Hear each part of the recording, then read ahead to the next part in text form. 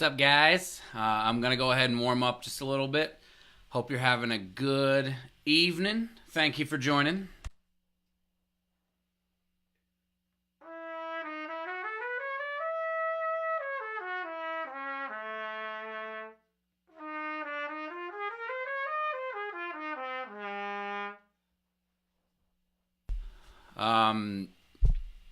Let me know if the sounds okay, if the trumpet mic is good, if the vocal mic is good. I'm experimenting with different microphone setups, so yeah, let me know if it's good.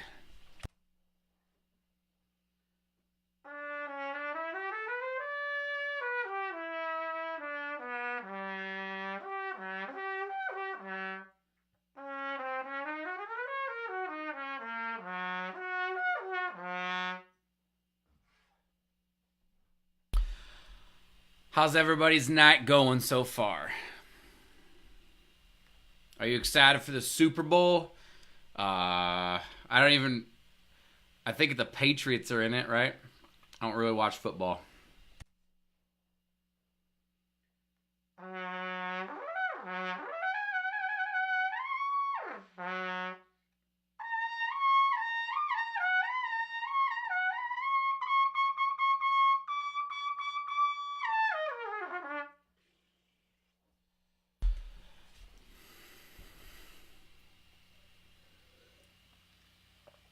Oh, all right. I'm going to do a little shameless self-promotion just like I always do in the beginning of my streams. That's my website. It would be awesome. I've added a thing at the bottom. I'll even just show you guys. I don't know why I don't just keep doing that. So, that's not... Here we go.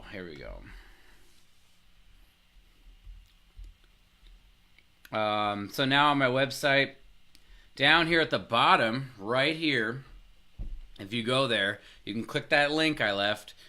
There's a spot where you can put in your email. I'm already following myself, which is weird, but you can put in your email right there, and you'll subscribe to my blog, so you can get these cool blog posts. I'm going to put out one for every episode I release on my podcast, so if you want to stay up to date, besides subscribing on whatever platform you use, you can go ahead and subscribe to the blog, and every time you get a blog, there will be a new episode. So, all right.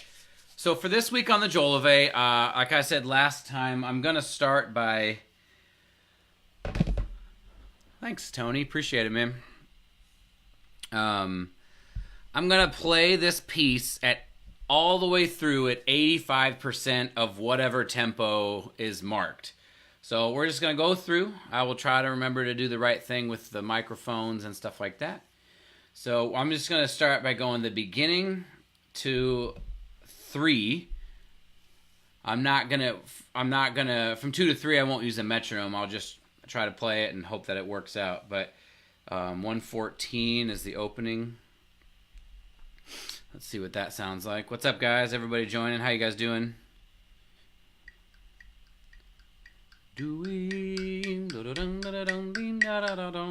Sounds pretty good. So 85% of 114 beats per minute is 97 beats per minute. All right, let's get this opening.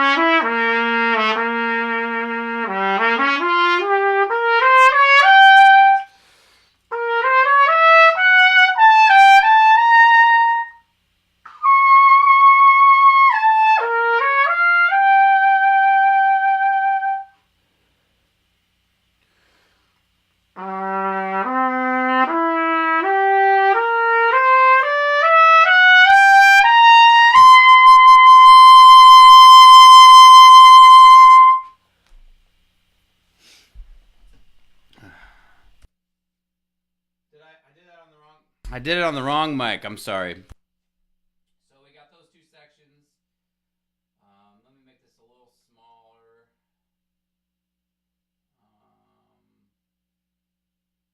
Maybe one more smaller. Let me know if this is too small, but this allows me to get the whole section. So we'll just go 98. This is just a little bit faster.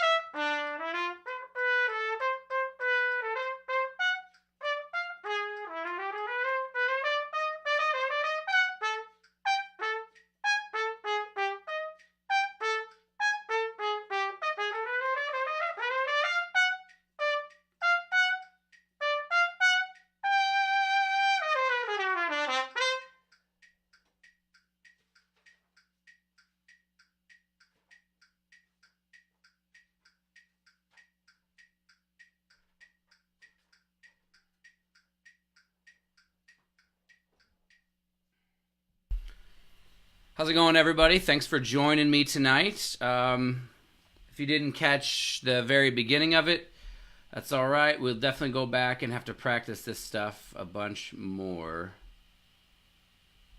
Make it a little smaller. If that's too small, let me know. But like I said, that allows me to get the whole thing in there. Or pretty close to the whole thing. So what are we at? 126 times 0.85. So we're going to go 170 beats per minute. Okay, here we go.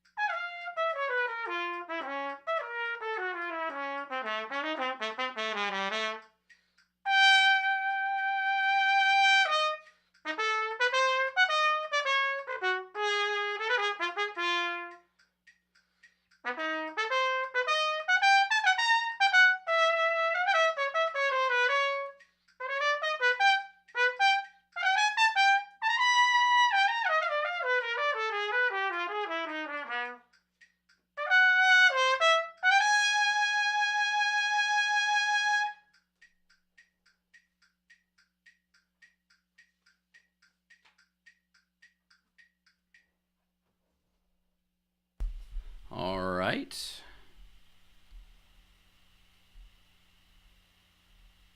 Okay, good. I can make it a little bit bigger. All right, now we can see it. So I've decided that this mute, this Trumcore metal mute, feels good. It sounds good. So that's going to be the mute that I'm going to use. This section says 146. 146 times 0.85. 124 beats per minute. Here we go.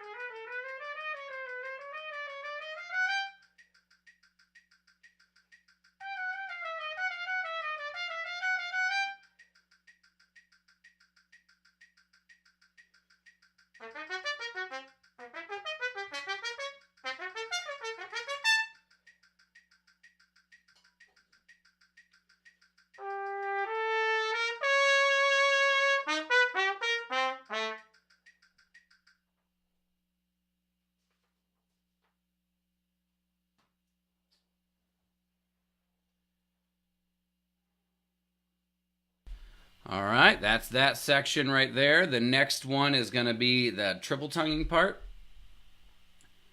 And we're going to go at 96 beats per minute.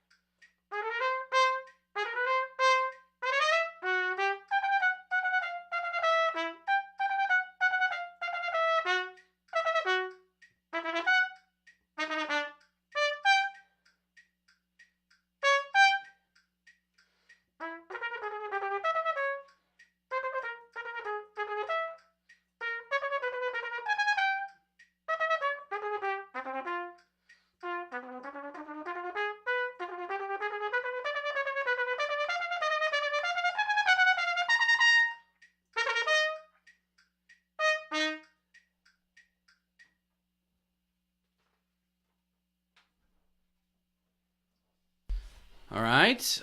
Next, we're gonna do. I wonder. I might not be able to get all this, so I'll do from 19 to 21, and then I'll come and change the page. This is pretty free. There's nothing really technically challenging about this, so I'm just gonna play it at the tempo that I would normally do it, and just try some musical things here and there, and see if it pays off.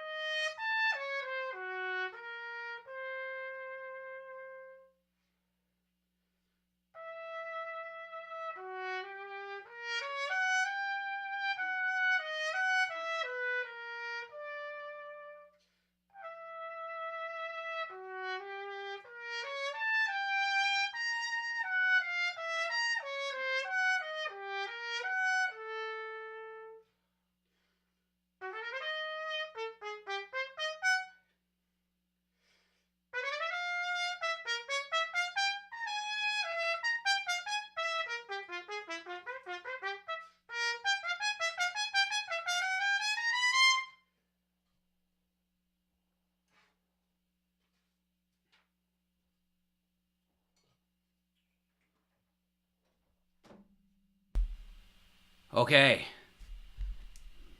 Probably gonna have to work on that section later. All right, what do we have? 128 beats per minute times 85 is 109. And we'll get from 25 to 30.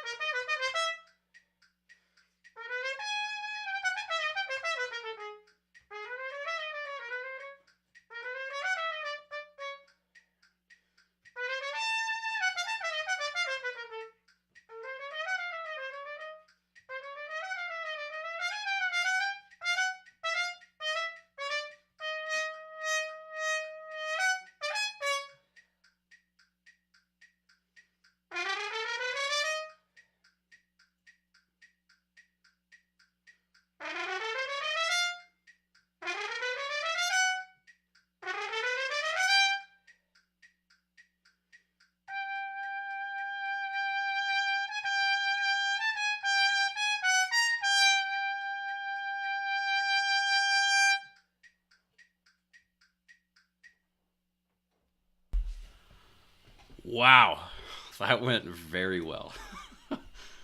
That section has been, as I've been practicing it, has felt horrible. Not horrible, it's just difficult, you know? But that felt really good.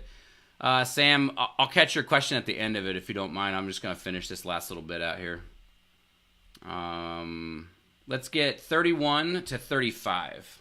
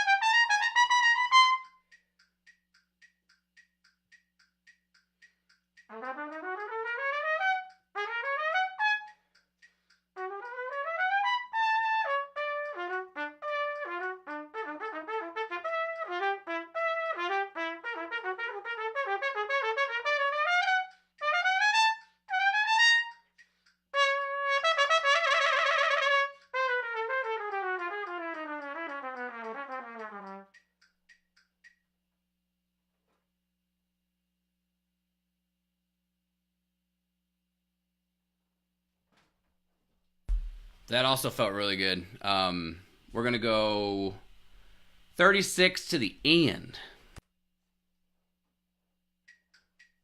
at 116 beats per minute.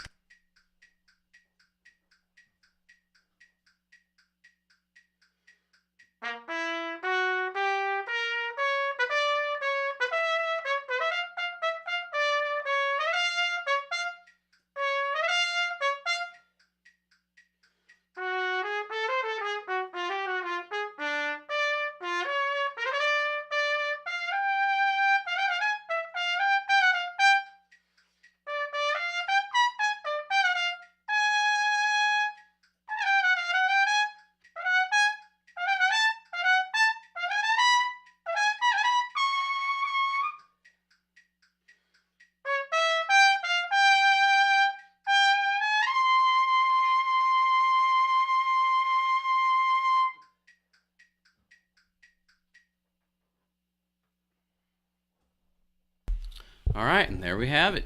That is the Jolivet Concertino at 85% of the tempo. All right, Sam, I don't know if you're still here, but let me get your question real fast, and then I'll bonus points on the E flat. I don't know which note you're talking about. How would you practice that last accelerando progressively? So the way I used to, I'll practice it like this tonight because I should. Basically, I think if you just play that section slow, medium, and fast, right? So you play the fast, like the parts where it goes fast, as slow as you would play the slow stuff, and then you play the beginning as fast. Then you basically are able to play. Oh, nice. You basically cover the whole range of it, right? And then you would technically own everything between the slowest and the fastest tempo. But really, to me, the easiest way that I would do that, and I'm going to have to do it again because it's not quite right, is I just need to know what the notes are. I need to understand what the line would sound like as it got progressively faster, right? So we could go, at 120, at 132 and figure that out, but ultimately the whole line just gets more excited. So we want something like one.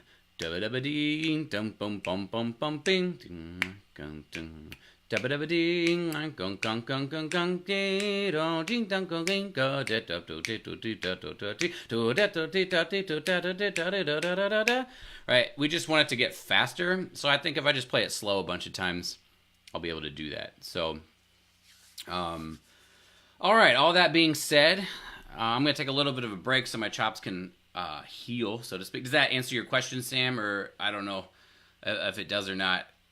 But if it does, cool. If not, I'm happy to elaborate on it if I can. I think it's very important running it at this stage, still under tempo, though, I think is a super important part of the process because from what I've learned in powerlifting, if you want to be good at a 1 rep max, you got to do heavy singles, right? So a 1 rep max in a powerlifting competition. I talk about this in my powerlifting and music podcast episode, but powerlifters, they need to be good at 1 rep maxes on a specific day, which is very applicable to us in terms of a concert or an audition or, you know, a concerto competition or something like that. So what we need to be able to do is we need to be able to be good at something on the day that we need to be good at it, right? It doesn't matter what we do in the practice room. It doesn't matter if like a week before we played the audition, we could play everything perfectly, but then we bombed the audition. We've all had those experiences, right? So what I'm trying to do here is be very smart and methodical about how I do it. So I spent the first 8 or 9 weeks doing things basically mostly under tempo, right? The majority of the work I've done on this piece has been at 50 to 75% of whatever tempo I'm on. Now, we all know that we should play slow, but I like putting percentages on it because it takes a little bit of the guesswork out of it, and it gives you that knowledge of I've done 50 to 75% work. It's not some arbitrary, I've done slow work. And also attaching a number to it means that you can track progression, right? If you were like, I played it really well 4 or 5 times at 50% last week, well, then you can say 55% this week, 60% next week. You can track the progression easier than I just played it slow. Now how fast do I go? Right? So if you give yourself, if you chart it out, you can kind of write yourself almost a program of when you want to peak, which is the day of the performance, right? Or maybe like a week before, maybe. So, all that being said, right now, I'm so close to the end of the process that I need to start doing the thing that I need to do, which is to be able to play this piece straight through. And so, just like in powerlifting, if you want to be good at 1 rep maxes, you got to do 1 rep maxes. Okay? So, if you're trying to lift heavy and you're doing, say your maximum squat is 405 pounds, and all the work you're doing is 5 sets of 5 reps at, 315 pounds or something like that. That's really, really great. But that stimulus, 5 rep stimulus of 315 pounds is not going to feel the same as one heavy one, right? And so we need to teach the body and the nervous system what it feels like to do that. And so that's what I'm trying to accomplish here now. So next week, I will do the whole piece at 90%. Now, is it going to be perfect? No. But now that I've ran it, I have a couple of spots that I definitely want to hit and look over, and then I'll play some stuff really slowly and still continue to work it out. Now these 1 rep maxes here or these sort of 1 rep heavy single, if you want to call it that, this can now teach me where my weaknesses still lie much more effectively than just sort of, going through the piece little by little and saying, oh, this doesn't feel great, or this is kind of whatever. You get a really clear idea. This is where I need to spend my time today on this practice session to be very, very efficient, right? So for me, I'm going to spend some time here again because that didn't feel great. I'm going to spend some time after that. I'm going to go straight down to this thing Sam was talking about.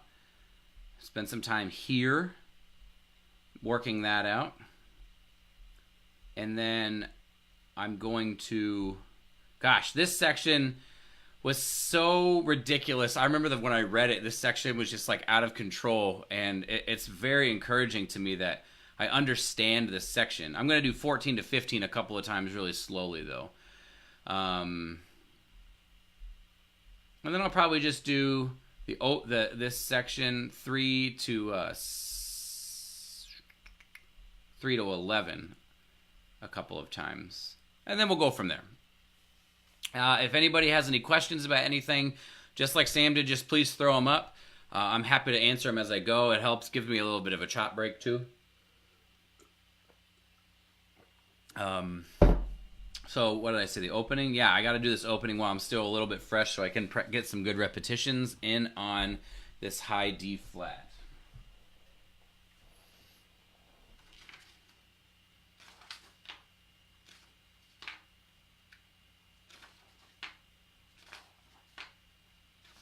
All right.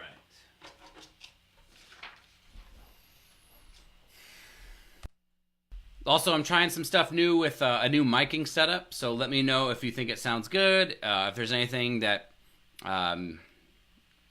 could be improved for those audio junkies out there. Yeah, just let me know what you think. Here is a couple repetitions. I'm going to slur a couple of them. Like I said, from here to here, I'm just going to start on this B flat. I'll go to this G, but I'm going to slur it a couple of times so I can get what it feels like.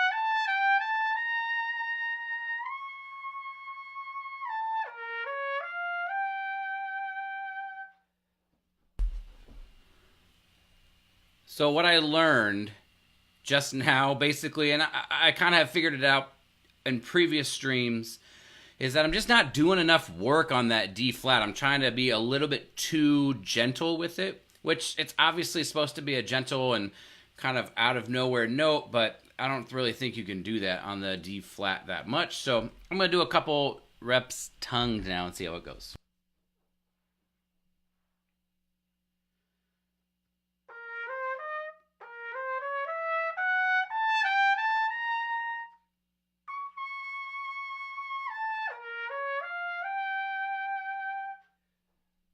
Cool, now I just need to follow through with my air and we should have it.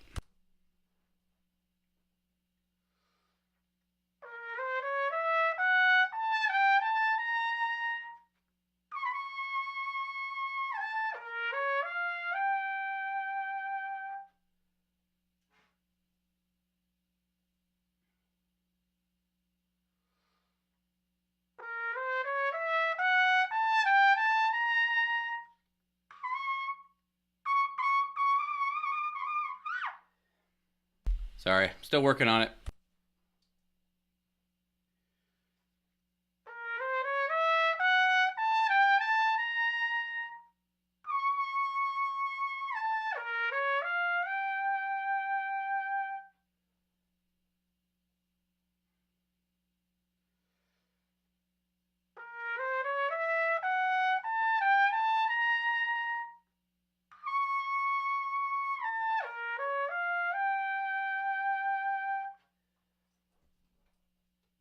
All right, that's fine. We're going to go down here now. Yeah, sometimes you just got to know. I feel like I got some work done there. Maybe it wasn't as good or as optimal as I want it to be. But sometimes that's okay, you know. Sometimes it's not going to feel great. Sometimes it's not going to go exactly the way you want it to. Patrick, I'm playing it 2 because 1 and 2 felt horrible. And then I switched to 2 and it felt better. That was like 4 streams ago. I kind of have this thing where I feel like it goes back and forth. Let me try it 1 and 2.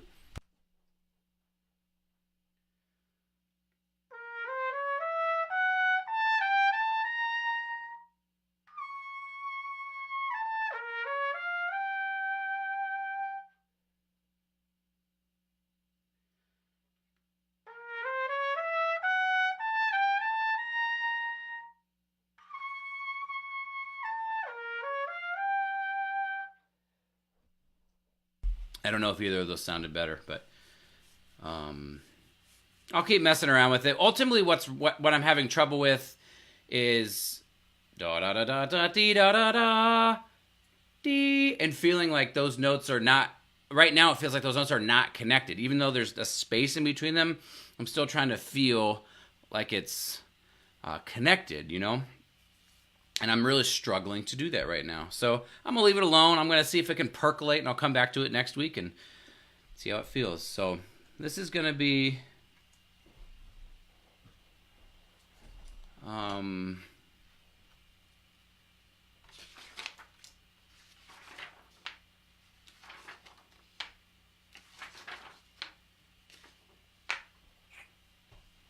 This is going to be 23 again. I'm going to go pretty slow for now, and then I'll do a couple faster.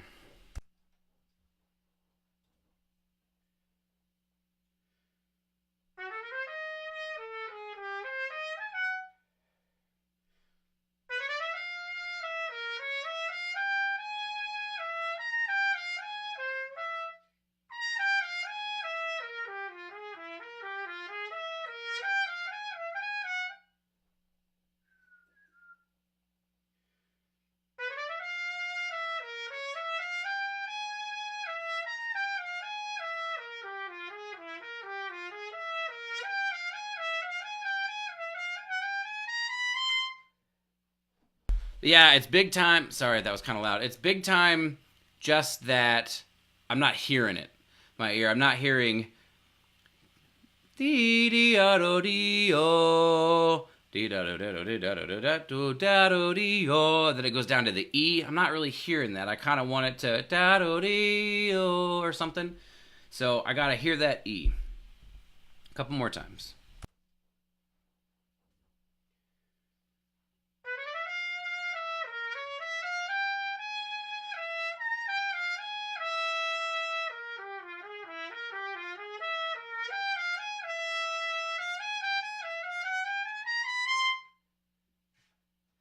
Cool. All right. A couple times fast with the tongue.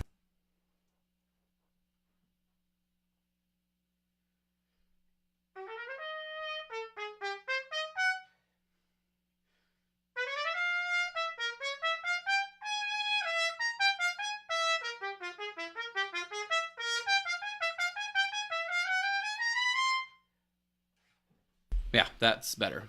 Feels better. Let's try it again.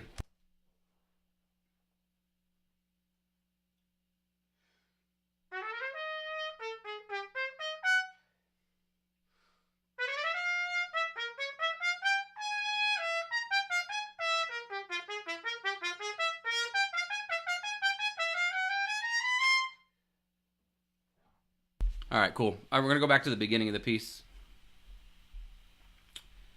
And now I'm going to stop. I'll just go to 3 to 5.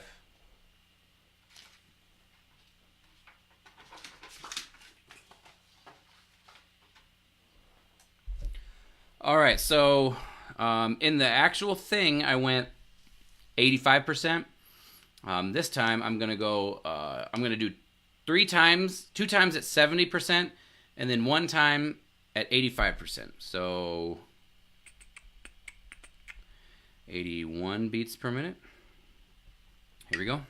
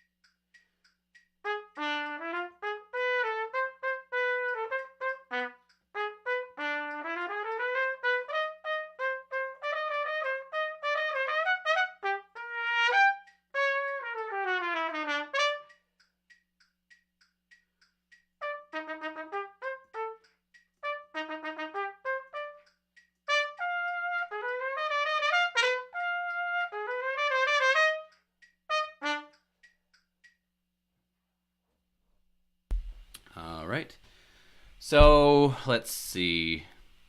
Felt pretty good. Let's do 5 to right before 7. We'll do one time at 70 and one time at 85.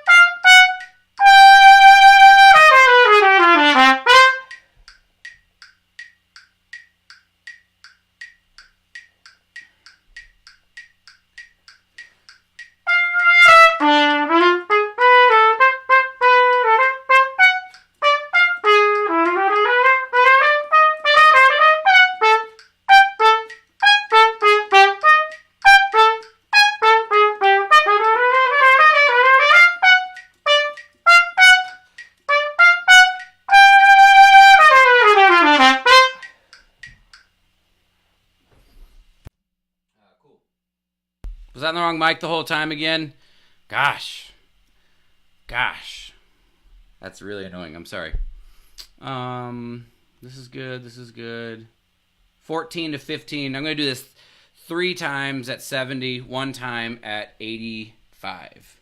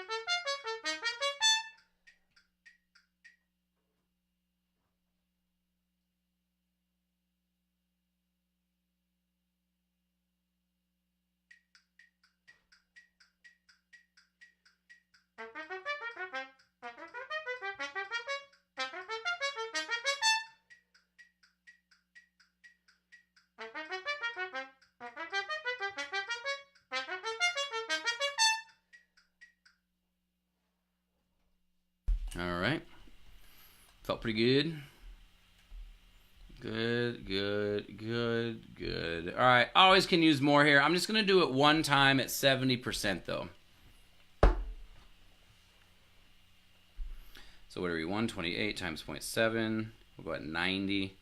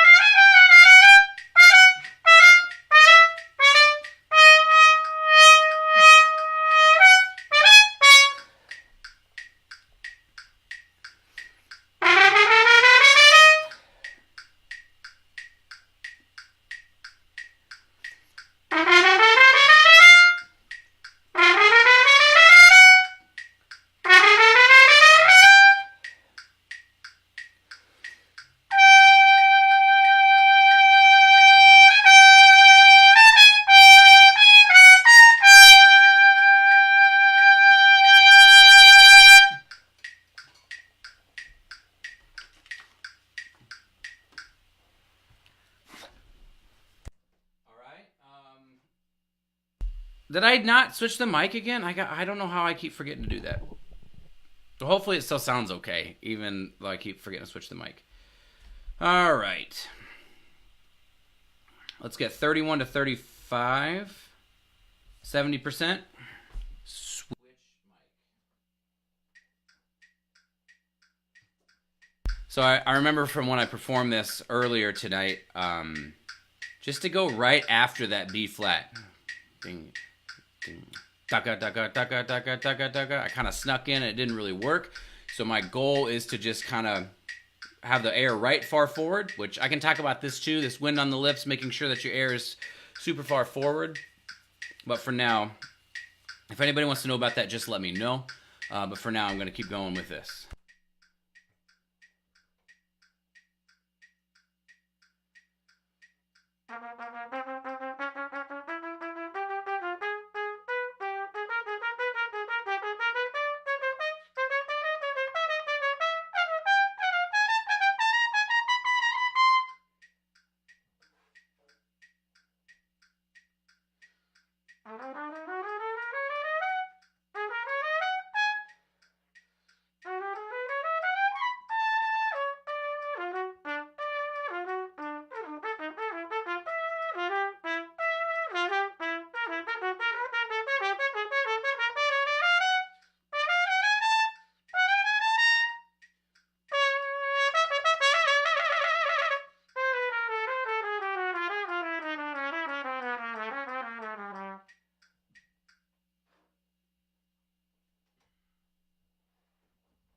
All right.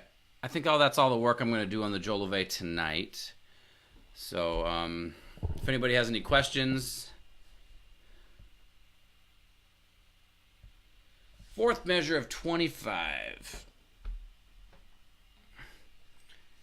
1, 2, 3. Yeah, I'm just trying to keep it the same. Oh, sorry, here's the music. I'm just trying to keep it the same. Corey's talking about dee-ah, da, dee-ah, da, dee-ah, ticka, dee-ah, ticka, dee-da, dee-da. All the rest of them have the slur over it. And then even later, the slur is over it, the slur is over it. So I'm just trying to keep it all the same, basically. That's my thought process there. Does that answer your question, Cora? So yeah, basically, next week I'm going to run the piece at 90% at the beginning of the stream. And so from what I understand, 90% is right around an effort, I guess. Like when you're weightlifting. If we do our math here, like I said, if your best squat is 405, 90% of 405 is 365. So if you were to work up to a heavy a heavy single at 90%, you would squat 365 pounds. And from what I understand and what I've read and the videos that I've watched, that is enough stimulus to basically, it's enough. I don't know how to describe it. It's enough stimulus to make you feel, or to get you to feel like what a 1 rep max would feel like. Does that make sense? I don't know how better to say that for some reason, but squatting 365 for the body starts to become relatively. How do I say this? Whatever. Basically, your body starts to feel. It's like okay. It's like 365. I'm squatting this. It kind of feels like it could be 4 or 5. It's getting close enough. So the reason I say all that so poorly is 90% next week is going to start to feel like what 100% will feel like. So it'll feel fast to me, but it should still be doable. And so spending some time doing it at 90% and then, going back, working some sections out, getting it back up to 90% again and having the confidence that I can do it there is going to mean a lot, in my opinion, for me to be able to actually play it at the tempo that I want to play it at. Also, I'll make another note of this, but I'm going to stream at like 3 o'clock next week instead of at 7 because the Super Bowl will be happening and literally nobody is going to watch my stream. Yeah, Acclimate could work. Blocky. Dude, thanks for being here, by the way. Hope you're doing well, man. Yeah, it's enough stimulus for your body to like acclimate. It figures out, okay, this is 365. It feels heavy, so that now it's starting to get towards going to help you with 405. If you squatted 315, that might not help you with 405, but 365, even though it's not that ultra heavyweight, it starts to make it work. So anyway, I'm going to stream earlier at 3 o'clock instead to avoid the Super Bowl. So like I said, I'll make an announcement about that. So the air at the lips thing is just an Arnold Jacobs thing. When at the lips, any brass players that are watching right now or anybody in general, you should take a breath like you would take a breath. So like you would take a breath on the instrument. So we go, take that kind of breath, right? And pay attention to where it gets cold in your mouth.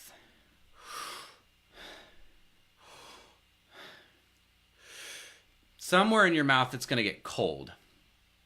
And for a lot of people, it's back here. And if that's the case, that's what, in Arnold Jacobs' teaching, from what I understand, that's called the point of resistance. Now, what that means is that's where the air is, you have the resistance where, that's where like the air is, so to speak. So if you're going and you're breathing back here, your air is back there. Now, if you're trying to tongue and the air needs to leave here, you have all of this area it needs to travel before it's going to be useful to you. So the point of resistance should be on the lips, as Arnold Jacobs taught it, which would be, you could pull it through your lips. Now, when I teach this, I basically say pull it through the instrument. And that'll get it on the lips, but ultimately you don't necessarily want to do that. When I breathe, I'm pulling it around the mouthpiece. And I've just noticed an insane amount of control after I started to really focus on breathing on the lips. So instead of feeling like I'm in some sort of survival mode, I feel like I'm able to control what's going on the trumpet, which is a cool feeling, you know?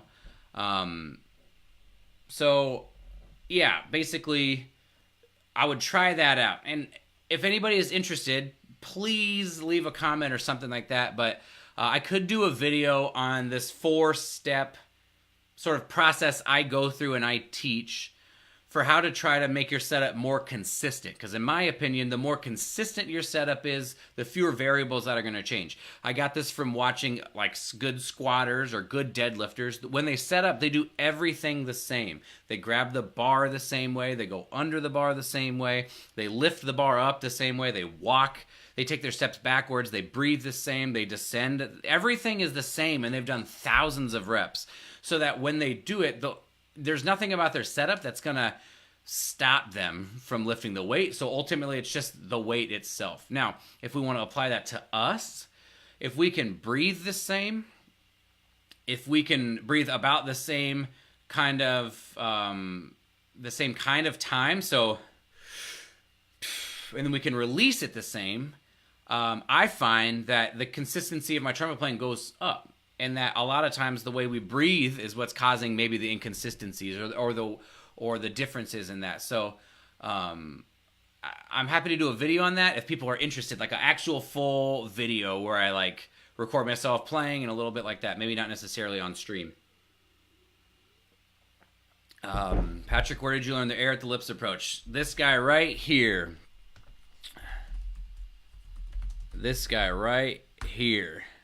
I think that's the right one. Did I tag the right one? Wow. Michael Anderson, he's here. You can thank him for that. Why did that happen? All right. So, Anderson, you can comment on this, Anderson, if you would like, but he just studied with Jacobs for a long time. I believe he said it was like 8 years or something. So a lot of the teaching that I received is very much in that hear it, play it, right? Song in wind. Hear the song in your head, take a great breath, and play it. And I was told wind at the lips, try to make this scary wind noise, as Anderson would call it. And that's, to be able to do that, you have to have fast air, and it's got to be coming around the lips. And like I said, I kind of got away from it for a really long time, and then a couple years ago I went and played for Barbara Butler, who teaches at Rice now, and I just started putting things together. I started mouthpiece buzzing a little bit more to warm up, and I started thinking wind on the lips, and we were playing Copeland 3 on the particular week that I was doing all this, and I just felt like all of a sudden, I mean, of course I missed notes, but it almost felt like there's no way I could miss notes. And that was a cool feeling, and so I've been after that for quite some time. And like I said, I feel like my consistency has gone up quite a bit from implementing mouthpiece buzzing, but just doing this. Not necessarily like a full-blown routine, just...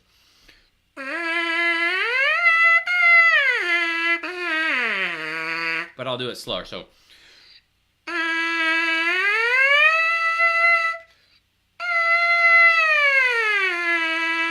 So I'll do that 3 or 4 or 5 times. First thing, before I play a note on the instrument, I'll do that 4 or 5 times. You can hear that the sound is completely consistent from top to bottom. So if you try this and your sound is not consistent, you must go slower so you do not lose the buzz.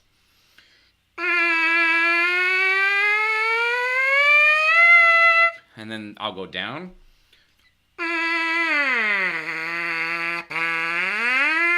And then I'll go 2 octaves.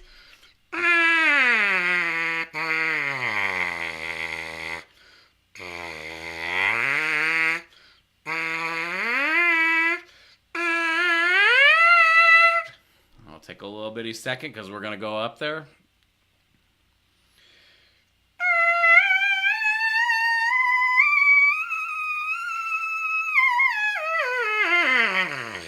Right? So when I first started trying to do that, I couldn't get above the high C. And Barbara would be like, well, I can do it, but I just kind of tried. So every day I just tried 1 time. And if I got it, cool. And if I didn't, okay. I didn't really care about learning it. I just wanted to every day chip away at it a little bit. And it took me like a month or so. And I was so excited. I was so excited to... get it. I texted Barbara and I said, I got it. I texted her a video of me doing it, and she literally just sent back, cool. You know, I was so excited. I thought she'd be like, great, Ryan, that's so amazing. Like, good for you. She was just like, cool. Or, cool. Sorry for you guys on that side. And then it didn't happen like daily, you know, and then, you know, this is over 2 years later, and it's pretty consistent, but literally just doing it every day, a little bit every day. That plus thinking wind in the lips has made a huge difference in my consistency. Patrick, yes, I do. I don't do any lead pipe buzzing on a regular basis, but I did do a lot of it when I was younger. And I really feel like it helped my efficiency quite a bit. There's 2 ways to do it. I did it sort of the very, very soft way. If you're interested, just say, I'm interested to know what you did, and I'll go get my B-flat trumpet and kind of walk through the routine that I did. So... I feel like that's a big part of why I can learn the Jolivet at a quick rate, is that I'm not fighting my trumpet playing. If you'll notice, go back and watch the video of me playing, the breaths are all about the same, and they're excited, and I'm moving my air quickly. I'm not moving a ton of air, but I'm moving it quickly. And so yeah, that's kind of I feel like that's a big reason, is I'm not fighting my trumpet playing. Now, if you're somebody who is fighting your trumpet playing, like literally everybody, you know, when I was in grad school and in undergrad, and you know, throughout all time and everything like that, like a lot of issues to work out that were more detrimental, right? I still have my demons that I'm working out, but they don't get in the way as much as they may used to get in the way. And so you got to spend some time doing fundamentals, right? Like you can't just spend all your time learning repertoire. You got to use the repertoire, play through it, and say, cool, so I'm having trouble double tonguing, and then go learn double tonguing, right? Don't use the repertoire to learn double tonguing. Go open up an Arbin book and learn how to double tongue, and then use the repertoire to sort of test and see, how's this going? Am I doing well? But to learn the basic fundamental of it, you gotta learn it outside of the piece, I think, at least. I know there's probably other ways to do it, but that is my live stream. I'm just saying what I think, so. I wanted to let everybody know we're coming to the end of the hour. I'm going to let everybody know I'm starting a new series on my podcast. So up until this point, I was going to release bi-weekly, one interview and then one shorter episode. But because of Patrick Oliverio,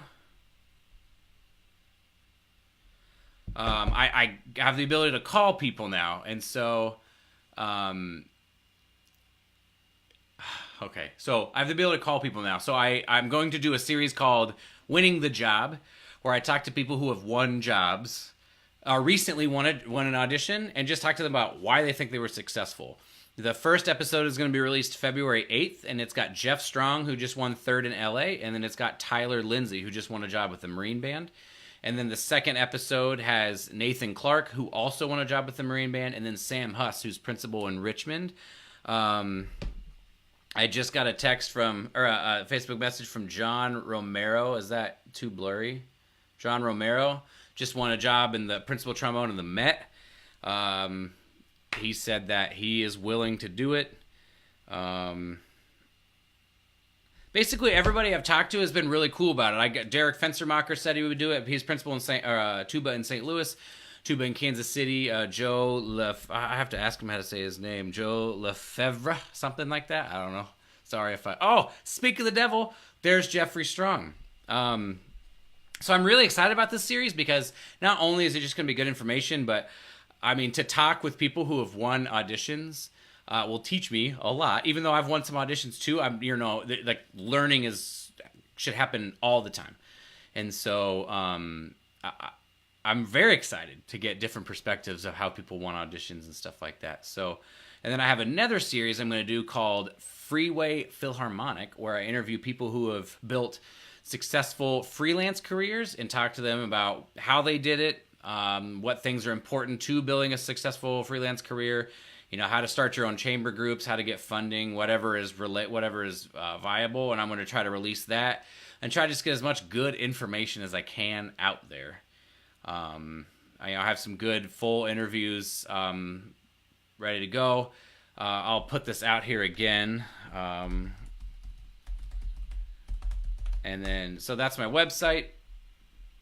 Go ahead and, I have on the homepage some links to iTunes, Spotify, Google Play, and then my Buzzsprout page. You can go ahead and subscribe to the podcast so you don't miss anything. And then I also, in the bottom right-hand corner, have a way you can subscribe to my blog via email. So every time I do an episode, I'm going to do a blog post. And you can go check out, there's a couple of them there. There's a couple of them there that you can check out now, but then if you're worried about missing one, every time you get an email about a blog post, that's going to be another podcast. So, just trying to give you guys tons of ways to just great things. Information should be spread around, and we should all be talking about all this stuff because it's, I think, really important and it's really cool. And you start to find out how awesome people are. That's one thing that's been so amazing about this. Just talking to people is, people just want to share.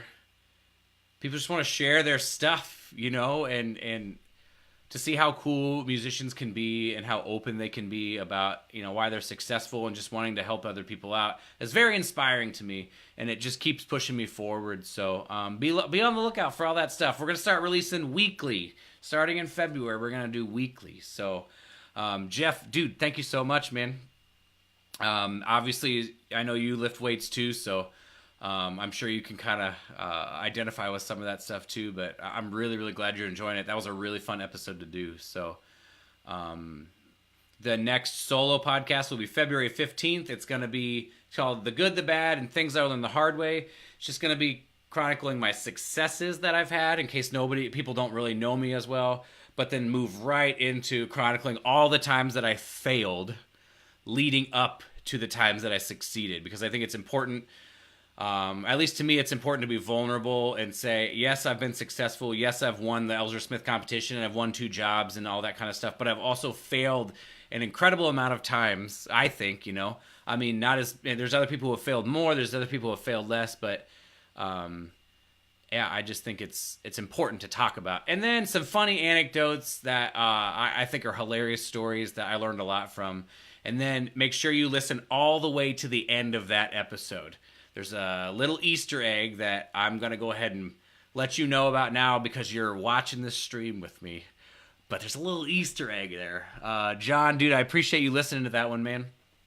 Demondre's incredible. He's just like so much good stuff. I've really appreciated all the support that everybody's given me, not only on the podcast, but also in this live stream. I'm letting everybody know now too. I'm going to switch over to twitch.com to stream because the quality will be better.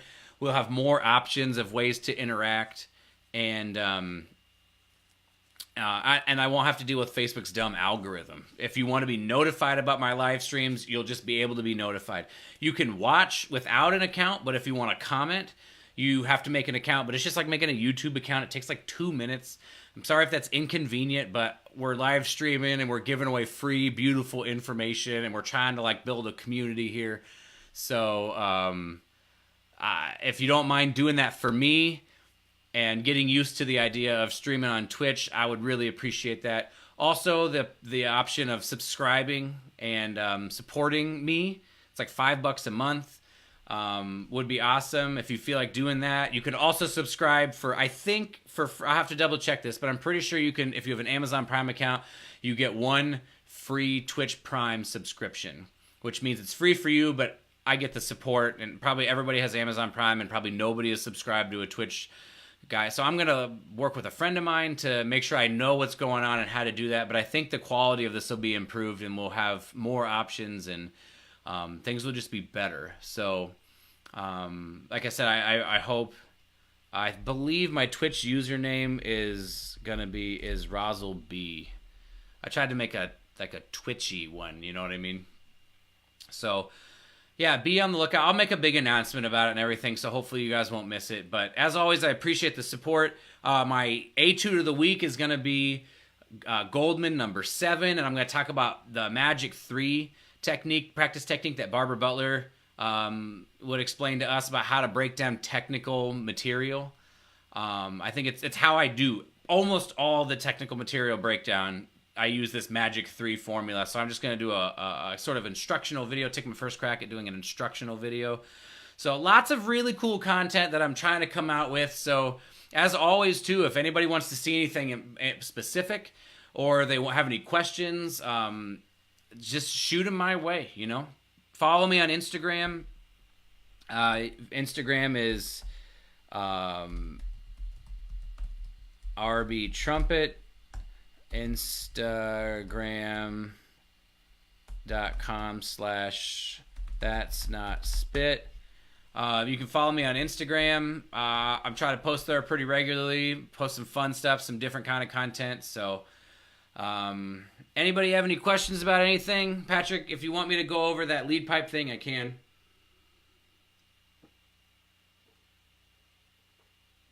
My wife and my children are gone. So this is like what I have to do tonight. So I'm here for the long haul. If you guys want, do the lead pipe thing. All right, let me go get my horn.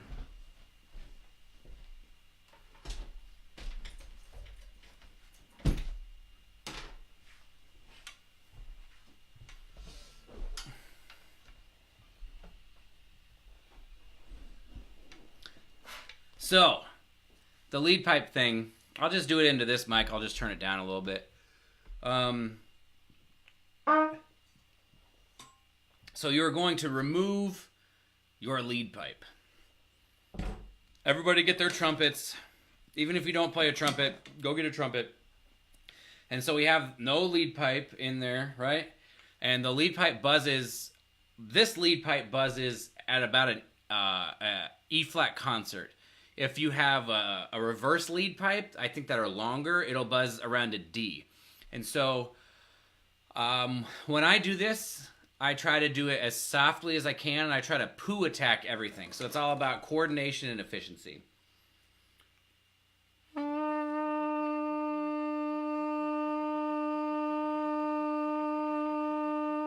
Right? You're trying to get it as easy as possible. So I start like that, right? And then Tim McFadden, you should totally weigh in on this because I know you do a lead pipe buzzing. I think you taught it to me when I was an undergrad. It's pretty crazy that he just showed up right now. I'm pretty sure you taught this to us in a master class, and I'm pretty sure Anderson got it from you. So you can add anything as I'm going. I'm teaching the lead pipe thing right now. So after you get the first note, then you're gonna just try to tongue.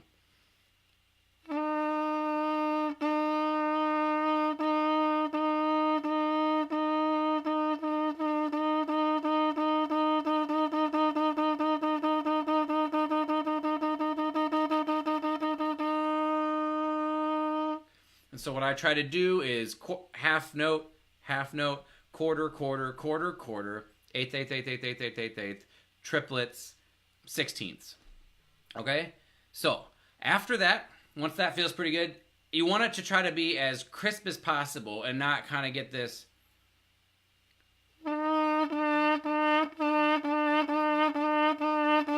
You can kind of hear it's like doi, doi, doi, doi. You don't want that. You want it to just be. Right, where it's like the articulation goes pop and then the note follows. The nice thing about the lead pipe is it's just like the mouthpiece in that nothing gets covered up. So it's just what your air is doing is what your air is doing. After this, I do an E flat major scale down.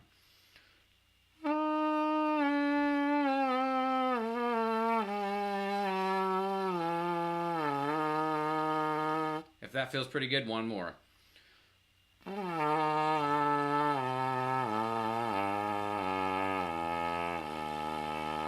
Now, I don't think that second octave is necessary, but the ability to do at least that first octave, I think is a very helpful thing in terms of getting your ear and your chops and to focus, right? It's kind of like mouthpiece, but there's actual slots instead of it just being sort of, wishy-washy. After that, we're going to go E flat up a ninth to an F.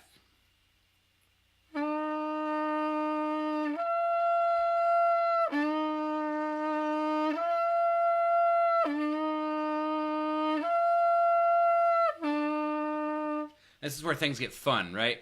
Trying to do it as easily with as little effort as possible. It's a fun thing to do. It's not necessarily like hard to do the interval, but to do it with almost no motion, that's where I think it gets to be good. So then we're gonna do the tonguing thing. Love you too, Tyler, dude. I appreciate you stopping by, man.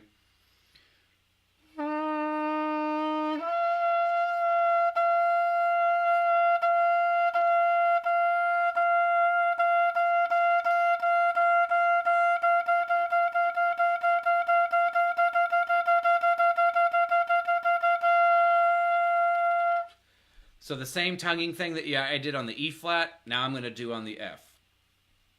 And then for funsies, if you want, we'll go E flat, F, B, F.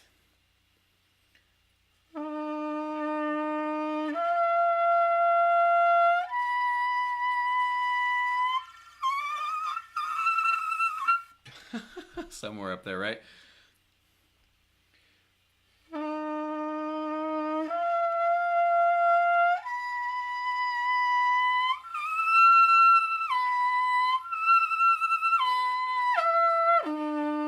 Right, and then the ability to get around the horn relatively easily, I think, is where this exercise starts to really shine.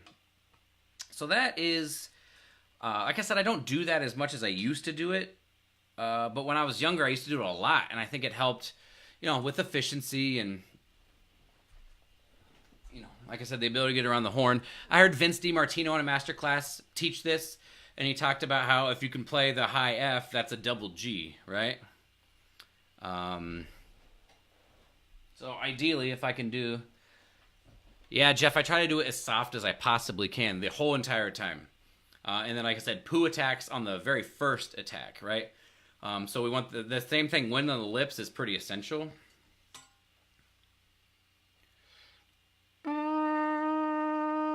So you can kind of just drop the note in. You can also do it loud, which I think works more like airflow. Might be like a Bill Adam, I think, way of doing it. But yeah, so ideally then,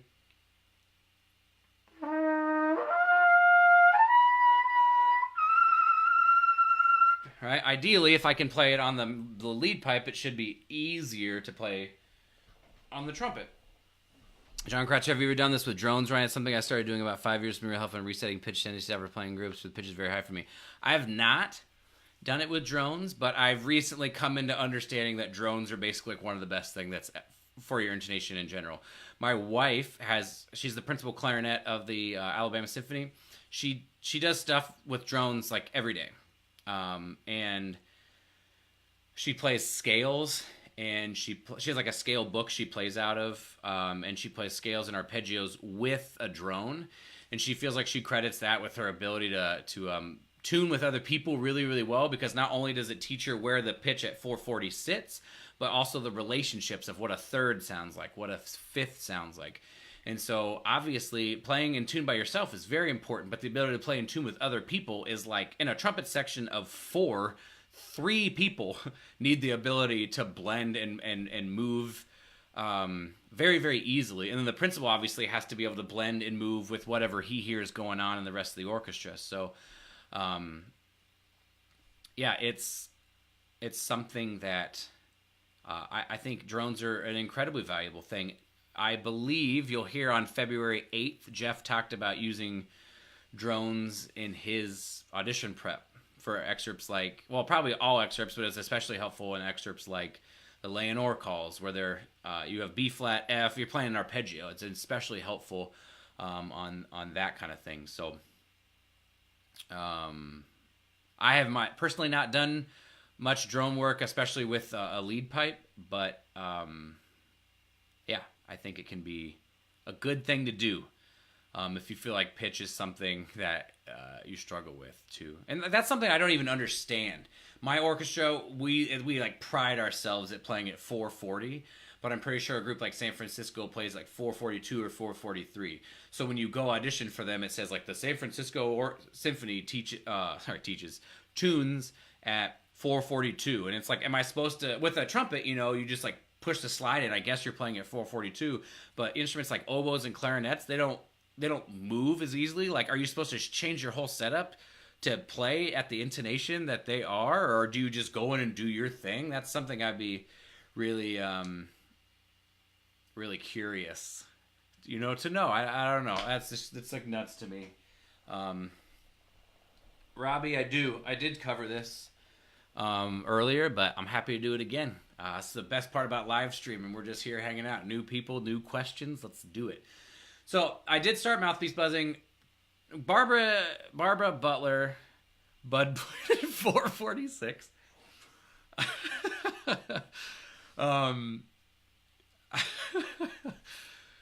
So yeah, I mouthpiece buzzed in grad school a fair amount because Barbara was all about it at Northwestern. And then when I left, I stopped doing it as much. And then I went and played for a couple of years ago, and I felt like I just struggled, right? I was struggling with my playing in general, and she's like, yeah, maybe try mouthpiece buzzing again. For anybody that knows Barbara, she would not say it that casually, but it was like, she told me the same Arnold Jacobs story that she told me in grad school about how he like didn't play for like a year because he had surgery, but he mouthpiece buzzed, and then like when he picked up his tuba like a year later, he's like, I'm like better at the tuba. Anyway, so when I mouthpiece buzz, this is all I do.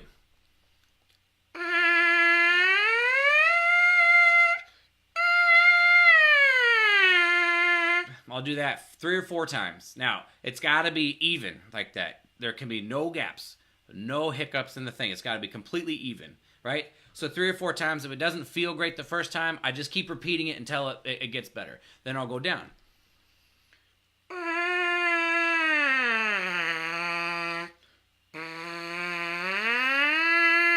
Right?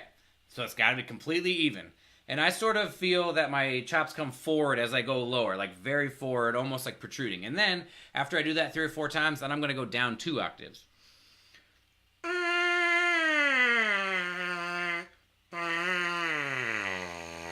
Right? And then I'll go all the way up. So I'll work my way all the way back up. Right? All the way up to that note. My focused goal with buzzing is just to get over the range of my mouthpiece before I play. I don't really do like exercises with it. I just do it so the first note I play, there's like blood in my lips. It's sort of like a stretching / like kind of warming up a little bit, so that when I play my instrument for the first time, my chops are like, hey, this doesn't feel horrible. This feels okay. And like I said, I try to just get over the range of the instrument as best as I can. And also with the mouthpiece, like the horn, that mouthpiece, you can't hide anything. With the horn, maybe you can hide that your air is not moving and the valve is taking care of this or whatever. But with the mouthpiece, if your airstream is not consistent, if your air is not consistent, you'll hear it immediately, right? If you're working really hard and it starts to sound, if you have to work that hard to get up to the top note, that's a G on top of the staff. If you have to work that hard, maybe efficiency is where we should spend some of our time. I don't really have to work too hard to do that. But when I teach this, especially to younger kids, there's a lot of effort. There's a lot of work involved. So I would try to focus on just getting over the range of the instrument easily. Getting some blood flowing so it's not a shock to your face. You should never pick up your instrument and I used to do this all the time. And so this is like I've learned by playing pretty well and then now warming up and then playing a lot better. Is that you should just not pick up your horn and just start playing, right? You need some sort of way to say, hey, wake up. Maybe when you're 21, you can get away with it. But I'm 30 now, which is not even old, and I notice that my face it responds well, but if I warm up, it's much better. So Hafner would say the mouthpiece shouldn't vibrate until you get to the frequency of that length of tube. Are you talking about for lead pipe buzzing, Tim? You're saying like the pitch won't happen unless you're vibrating in the center of that particular tube's pitch? Last question, when buzzing, do you focus more on the airstream or your aperture? It's a combination of both. Charlie Geyer, the other teacher at Northwestern, for anybody who doesn't know, I would talk about it's a marriage between, a good healthy embouchure is a marriage between your air and your chops. Oh, with the mouthpiece.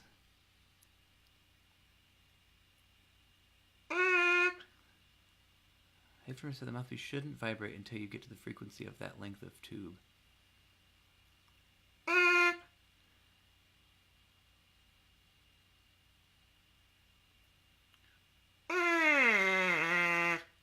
Oh, okay. That's very technical. I've never thought about it that way. Last question. Oh, so I basically focus on keeping the airstream constant, right? I don't want anything to interrupt. But at the same time, everything should be forward. Everything needs to be forward. Or else you're just not going to have any focus in your playing, right? You hear people with these huge, wide, dark sounds, and you can sound great. I'm not saying that this is the only way to do it, but I just find more efficiency and more brilliance on my sound if everything is forward and focused. I don't have to work nearly as hard to play loud or be heard. So it's kind of a combination of the two. I'm trying to have lots of focus in the aperture. That's first, and then once that's happening, then I just don't want anything to interrupt the airstream or lose the buzz. Does that make sense or help, Robbie?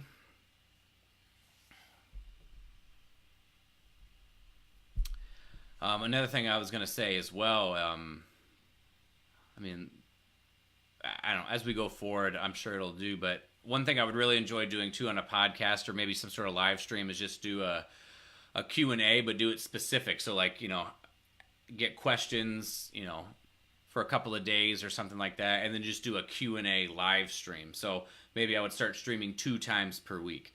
One would be also, if anybody has any ideas about what I should do next after the Jolivet, let me know. I'm thinking about maybe just doing some excerpt-based stuff, maybe picking 2 or 3 excerpts, going over maybe some practice strategies, some style things, that kind of thing. I'm not saying I'm an expert on it by any means, but I'm happy to talk about what I think about the excerpts and how they should go, and the kind of maybe we can like I don't know if we can listen to stuff because I copyright stuff, but that's my idea. But then I could do a separate stream on a different day where we just do some Q&A related stuff, and I just try to answer questions similarly to what I'm doing right now, because I might be able to stream often, but I don't always have like a length of time. Video game streamers, these guys go for like 6 hours at a time. And when you're playing video games, like you just have something to watch at all times, at least. So it's not as boring, I guess you could say. But this is really awesome for me. So I'm happy to sit, like I said, I'm happy to sit here for as long as necessary, and to do it. So the Jolove, I feel like, is going really well. It's shocking to me. I know my playing pretty well, and it's shocking to me how well I feel like the Jolove is going, considering this is like the 10th hour. If we think about it from that perspective, it's the 10th hour of practice I've had. So if you practiced 1 hour on the Jolove per day, this would be a week and a half of work, and I'm able to play the piece pretty well. I think it would be cool, especially for you to see how you practice fundamentals, like what your warm-up routine is like. Should I do that on a separate video, Jeff, or should I do it like on a live stream? What do you think?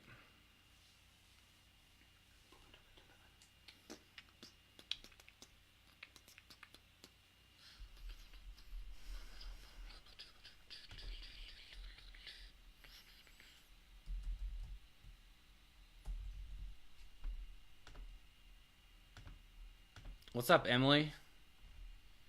Thanks for sharing the live streams with your students. I hope they're getting stuff out of it. It's pretty cool that people are trying to spread this around.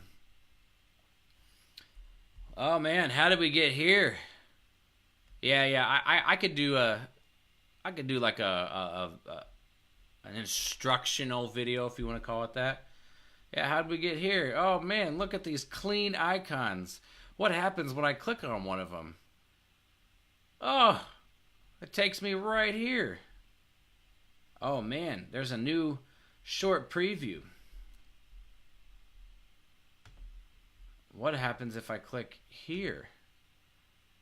Oh, that's clean. That's Spotify. That's clean. Oh, we have some of these. But what happens if I click right here? Oh. Also, I'm pretty proud of myself. I feel like this is pretty clean right here.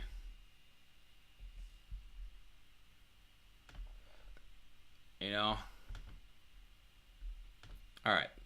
Thank you, John, for having a question. Can you talk about the preparation that goes into recording an album? Maybe overarching stuff. I've got this project from a DNA. Wasn't already bothered. Yeah, so when I recorded my CD, it was just a ton of practice, right? It was just a ton of practice. You have 60 or 70 minutes of music, and you got to learn it all. So the first thing I would say is always slow, right? For a very long time, slow. So because you want to be able to play consistently. It's not about being able to do it like one time, but do it consistently. And so, yeah, like I've learned even through this live stream that doing it slowly for a lot longer. Take it easy, Jeff. Appreciate it, man. To be able to do it slowly for a lot longer than we think will help us ingrain it more. So maybe if I were you, I don't know how much time you have, but say you have a month. Maybe for the first 2 weeks, you're just going to do everything really slow, like between 50 and 65% of whatever the tempos you want so you can really ingrain it. And then after that, you're going to maybe on the third week, you're going to start running sections of the piece, maybe around like 80, 85%, and then still practicing it. So you start to get some runs in there, but still sub-maximal. And then, yeah, maybe like the last week, you're going to bob up to like 90 at the most, right? And I know it seems like, 90% tempo, that's not 100%, we have 10%. But I just think if you can do it at 90, you're going to be able to do it at 100, especially if you've done a lot of slow repetitions. So, but it's just a lot of practice, you know what I mean? It's a lot of effort. So being efficient, being smart about it means that you may not have to practice as many repetitions overall, right? Saving your face, making sure you have time to practice everything. I know I'm promoting my own product, but going back over all of these, these live streams, especially the early ones. I know a lot of the early ones are on my other page, and I don't have it, but I'm in the process of downloading them so I can put them up, all of them up on YouTube, so everybody can just access them whenever they want to be able to figure it out. So, yeah, I mean, slow practice is all I've done so far. It's lots of slurred repetitions, you know what I mean? Like, here, I'll give you an example. Let's say it was Fantasy Brilliant.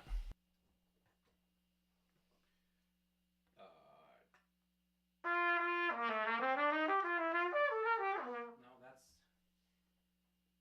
is that Norma?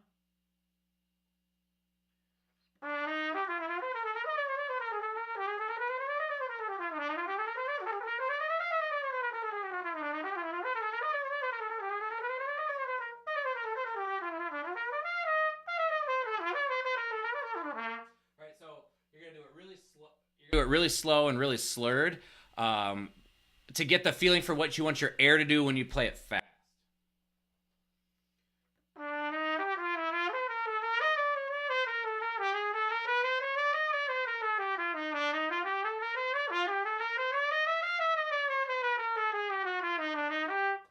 So you can hear that. I'm trying to keep it as consistent and as even, and it's almost like as intense as possible with the air, so that all I'm going to do is add the tongue, and I'm going to keep it that intense when I double tongue.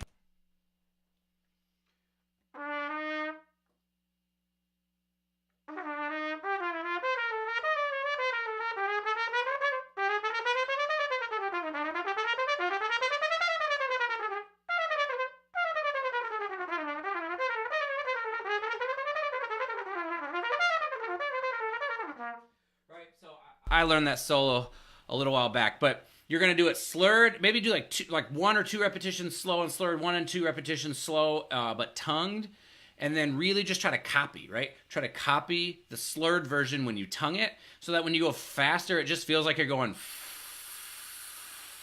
that make sense?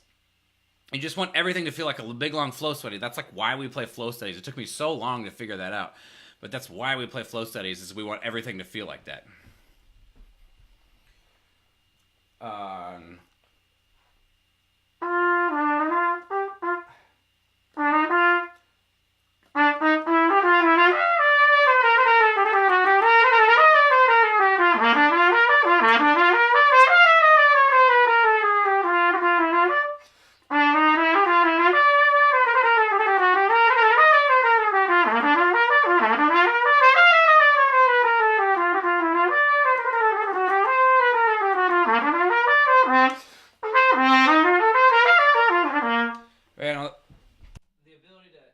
the ability to slur it like that is going to translate huge, but not just not tonguing, right? It's not tonguing. It's more intense, focused air, and then tonguing.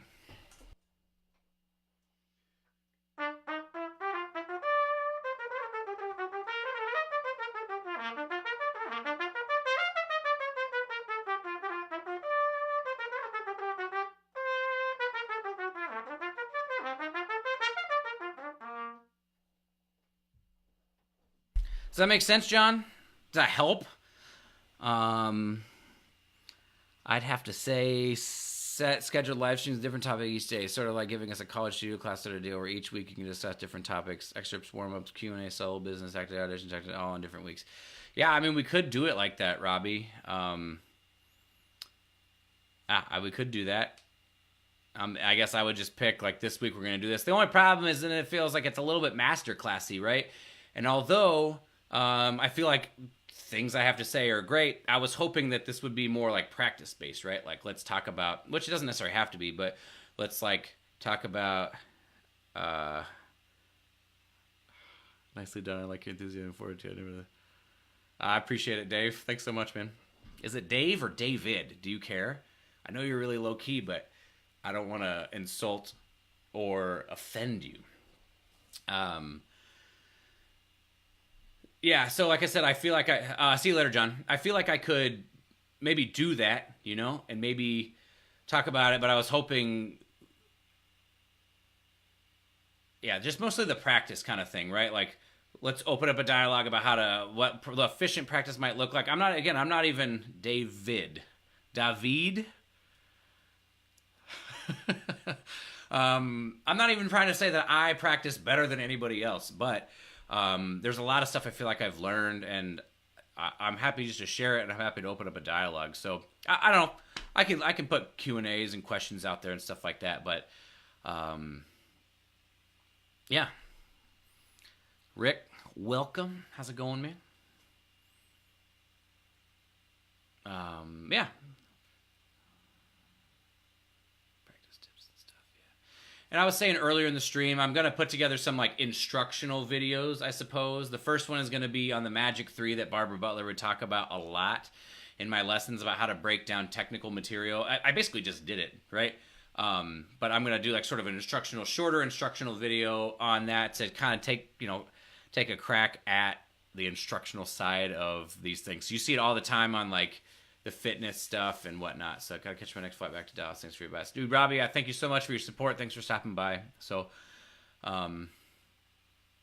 yeah, like I was saying, I want to take a crack at that, and hopefully I can help, because I think it's just such a ridiculously helpful thing to do. So, all right. Anybody else have any other questions that they want to throw my way? Or are we nearing the end of our time?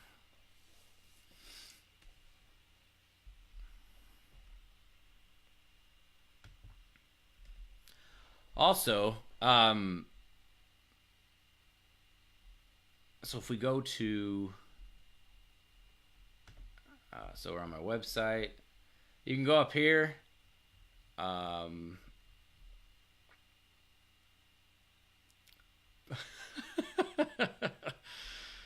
Well, I have no confidence then.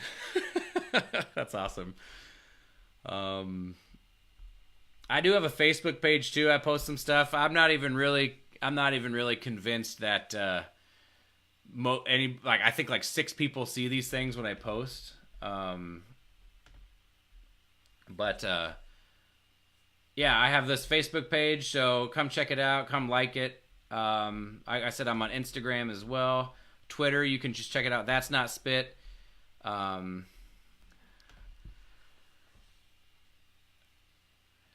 Well, thanks for stopping by, man. I really appreciate it. Sorry you missed some of the... Is this like a... Oh. Yeah, sorry you missed some of the practice stuff, but hopefully sometime we'll be able to catch it.